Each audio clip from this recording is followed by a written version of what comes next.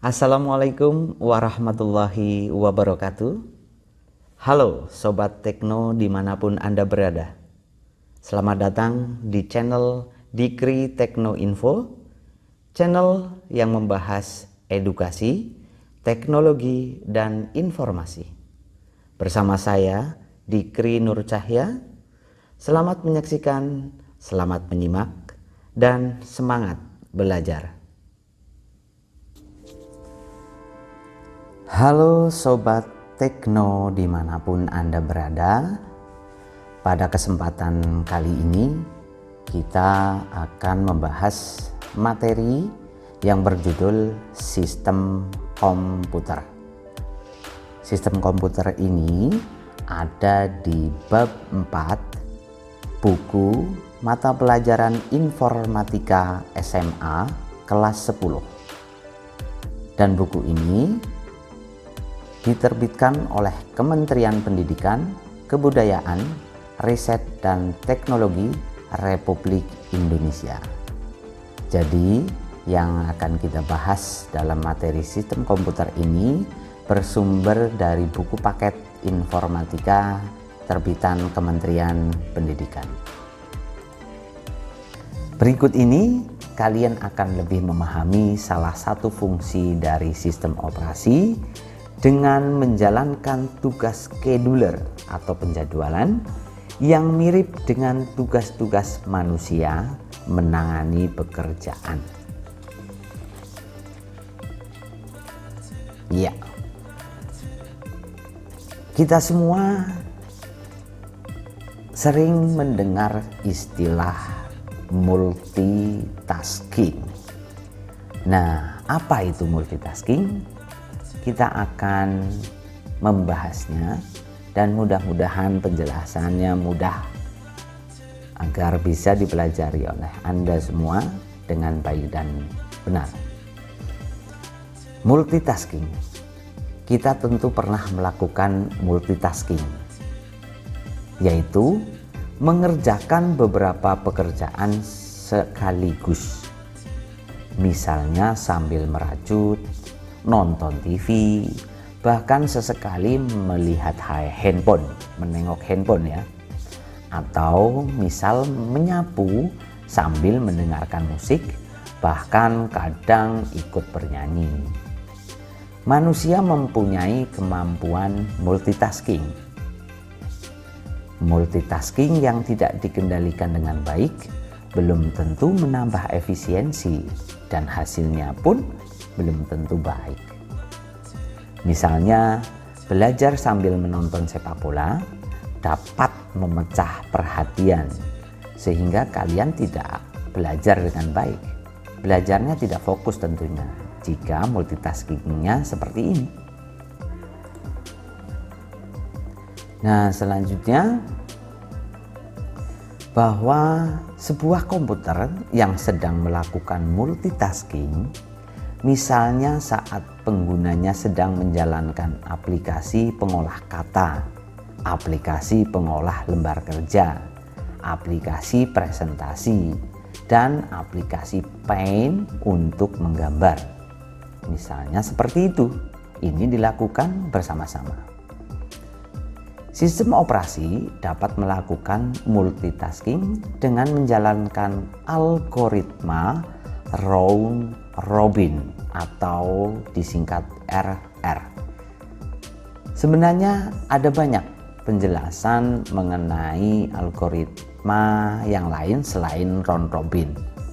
Namun kali ini kita akan fokus di penjelasan algoritma round robin. Apa itu round robin? Di sini sudah dituliskan. Round robin ialah salah satu algoritma yang digunakan oleh penjadwal proses atau proses scheduler dalam sebuah sistem operasi. Pada algoritma RR ini ditentukan suatu slot waktu atau time slice yang akan dialokasi ke setiap proses dalam porsi yang sama dan dalam urutan melingkar, menangani semua proses tanpa prioritas. Selanjutnya, misalnya jika slot waktunya adalah 100 milidetik atau milisecond atau sering disingkat ms, dan job 1 membutuhkan total waktu 250 ms untuk menyelesaikannya. Penjadwal RR akan menangguhkan pekerjaan setelah 100 ms dan memberikan waktu pada pekerjaan lain di CPU.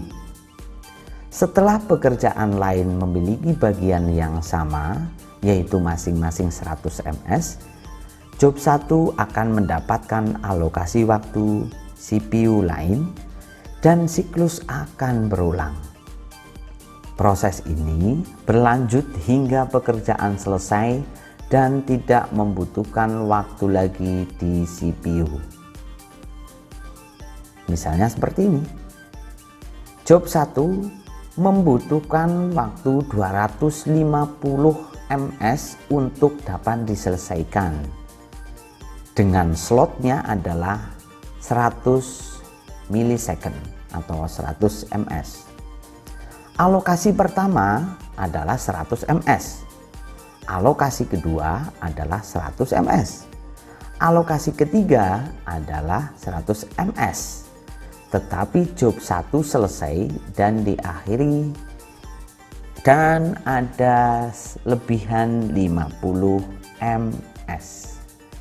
Jadi waktu CPU untuk job 1 adalah 250 ms. Intinya seperti ini, bahwa dalam RR itu disediakan slot waktu, dan contoh di sini adalah 100 ms, itulah slot waktu atau rentang waktu, batas waktu adalah 100 ms. Nah, di sini diberikan job 1 itu membutuhkan 250 ms. Padahal slotnya adalah hanya 100 ms. Makanya di sini ada alokasi pertama yaitu 100. Dia akan mengerjakan yang 250 itu, tapi diambil 100 dahulu. Kemudian alokasi kedua 100 lagi. Alokasi ketiga 100 lagi. Tapi di alokasi ketiga ini hanya 50 ms.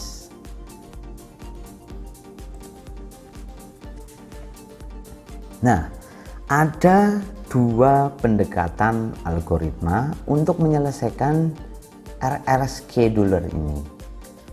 Algoritma pertama, dengan algoritma ini CPU tidak pernah berhenti.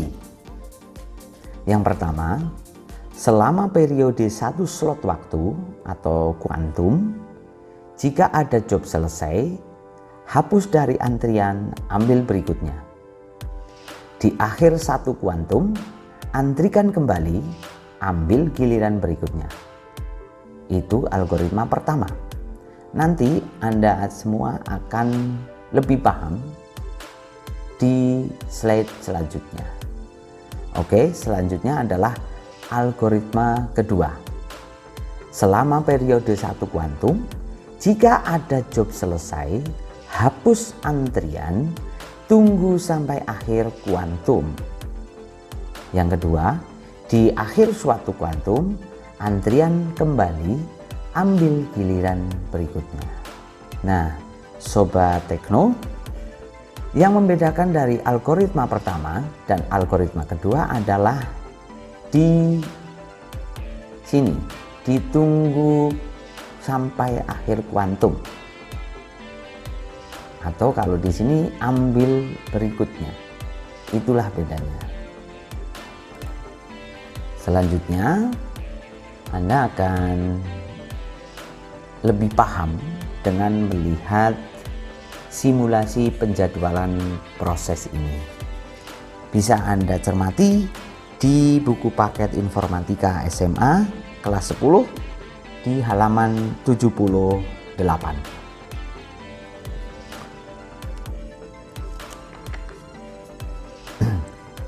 Tabel berikut menunjukkan waktu kedatangan dan waktu eksekusi dari beberapa proses dengan slot 100 milisecond dan eksekusi dari proses-proses tersebut.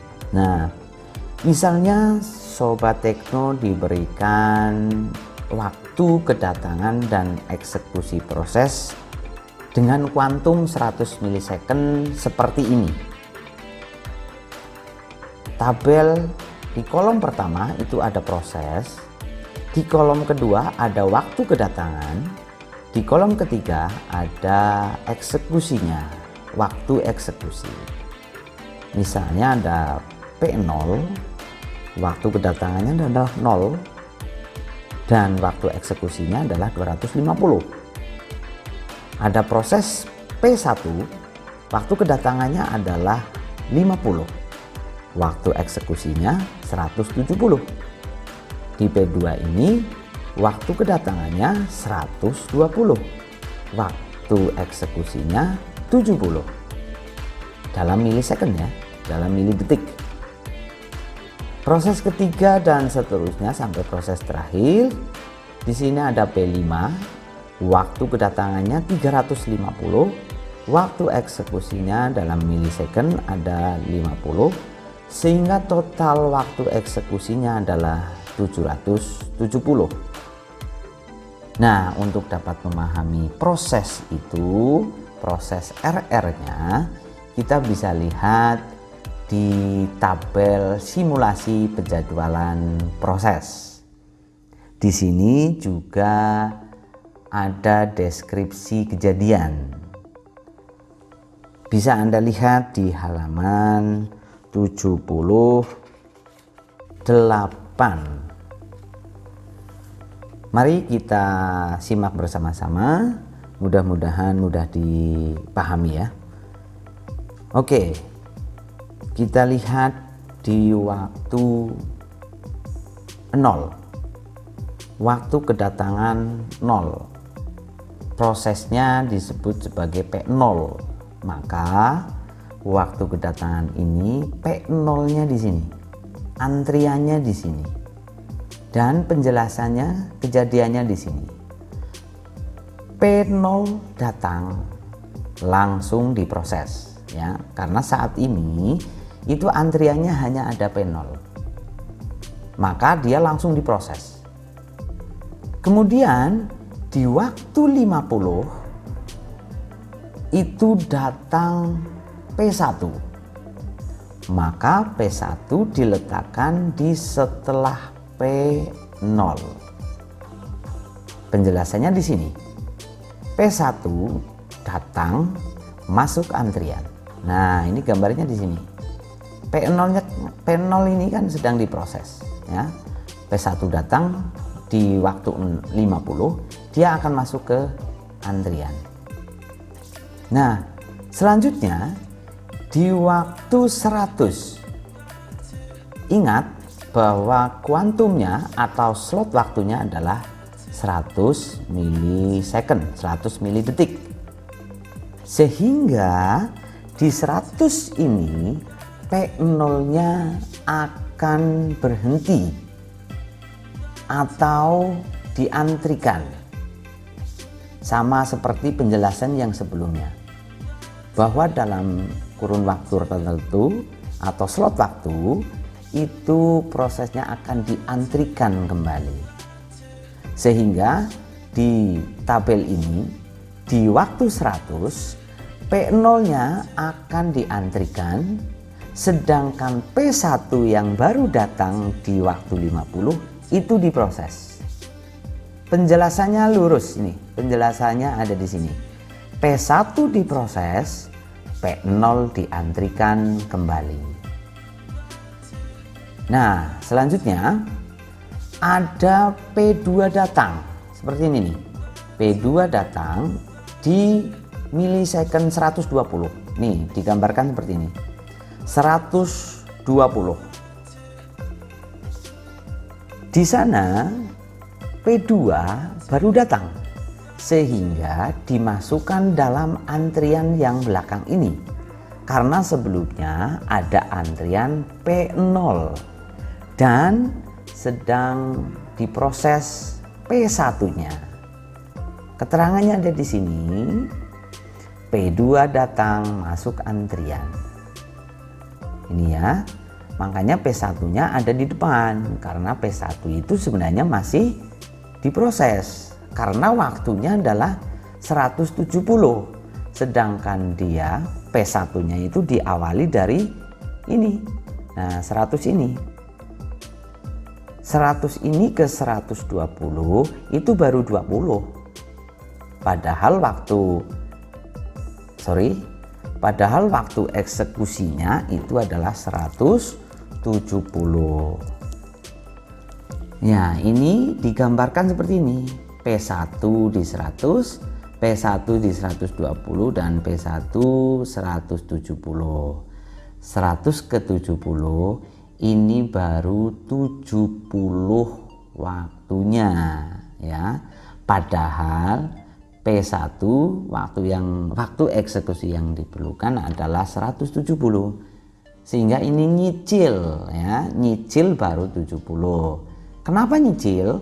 Karena waktu berikutnya adalah 200. Ini sudah masuk ke kuantum yaitu 100 ms. Setelah 200 ini, maka yang diproses selanjutnya antrian P0. Lihat seperti ini nih. P0, P2, P3. Ini P0, P2, P3 masuk ke sini. Tinggal ditulis ya. P0 akan diproses. Dan dalam waktu yang sama 200 ini kedatangan proses yang P4 seperti ini. P4 waktu kedatangannya adalah 200. Di sini sebenarnya sudah dituliskan ya. Hanya saja banyak anak yang membaca buku itu bingung, perlu penjelasan lebih. Semoga penjelasan saya ini mudah dipahami ya. P0 diproses, P4 datang masuk antrian. Tentunya masuk antrian itu taruh di paling belakang. Mengantri ya. Dia itu mengantri ya, belakang seperti itu ya. Dan kalau kita perhatikan itu dari tabel ini sebenarnya kita bisa melihat kuantumnya itu 100. Contoh 100 pertama ini, 100 kedua ini, 100 ketiga ini, dan seterusnya ya. 100 berikutnya berarti di sini ya, di sini dan seterusnya sampai akhir dari proses ini. Misalnya yang tadi di proses ke 200 ini, P0 kan kembali dia diproses karena sebelumnya sudah diproses nih, dia dapat 100. Padahal waktu eksekusinya itu dia 250. Dia sudah nyicil 100. Diproses kembali di sini 100 lagi. Karena berikutnya 300. Yaitu masuk ke kuantum yang berikutnya, ketiga kalau salah ini. Dia nyicil lagi 100. Setelah itu P0 ini berhenti. Gantian ya. Gantian yang dipanggil adalah P2. Nah, P2 ini diproses. Sedangkan P0 tadi antri ke belakang. Ya, ke belakang. Dan begitu seterusnya. Sehingga kalau kita lihat fokusnya di P0 misalnya ya. P0 itu udah nyicil yang pertama di sini 100. P0 kedua di sini 100. P0 yang berikutnya di sini nih. Nah, di sini. Dia nyicil terus dan antri secara bergantian sehingga waktunya itu kosong. Di sini tercantum waktu 770 yaitu P4. P4 akan selesai Dan itu adalah waktu yang diperlukan untuk mengeksekusi semua proses. Dan saya ingatkan kembali bahwa kita itu sedang bercerita atau menjelaskan tentang multitasking, yaitu bekerja atau melakukan aktivitas secara bersama-sama. Sebenarnya tidak bersama-sama ya, namun secara bergantian, tapi itu waktunya sangat cepat. Nah, para sobat tekno dimanapun Anda berada, inilah sebenarnya proses yang ada dalam pemakaian CPU. Seperti ini misalnya, P0 ada di kuantum yang pertama ini. Kemudian masuk kuantum kedua, dia akan memproses P1. Kuantum yang ketiga, dia memproses P0 kembali.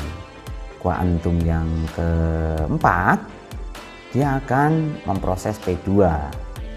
Karena seperti tadi adalah ada kedatangan waktu kedatangan dari proses itu.